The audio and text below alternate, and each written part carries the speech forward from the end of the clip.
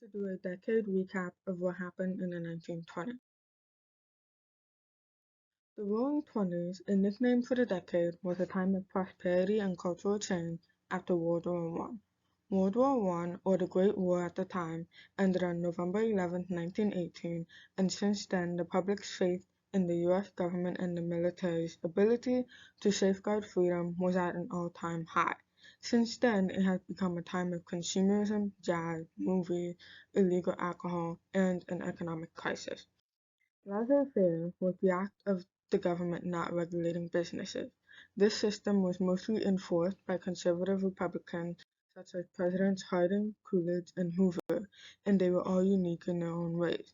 Harding was considered corrupt because of his friend, like Interior Secretary Albert Fall with Teapot Dome. Coolidge did not regulate anything, and Hoover, well, we'll get back to him in a minute.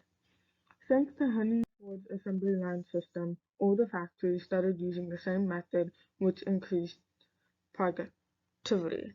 With new inventions that saved time, there was more time for leisure, baseball games, vacations, movies, and many more that created the lifestyle you're living in now. The Great Migration of African Americans from the South to the cities in the North eventually led to the Harlem Renaissance. It was a time of fighting against the rejected stereotypes and prejudice as well as celebrating the African American experience.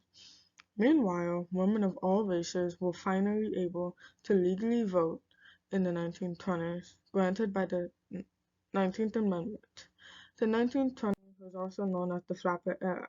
Women expressed their autonomy by cutting their hair short, wearing short skirts, smoking, drinking, and they took their independence. Of course, women were still expected to marry and have kids, the standard family path. Speaking of drinking, it was illegal. Due to the 18th Amendment issued in 1919, right before things started to advance, speakeasies were nightclubs or bars that illegally sold alcohol. Bootleggers would transport the liquor by hiding it in their jacket, or from the term, hiding it in their boots. Eventually, things went downhill after the stock market crash in 1929. It was pure chaos and panic, leading up to the Great Depression. Hoover was a decent president until then. He believed that the people should get back on their feet with no assistance.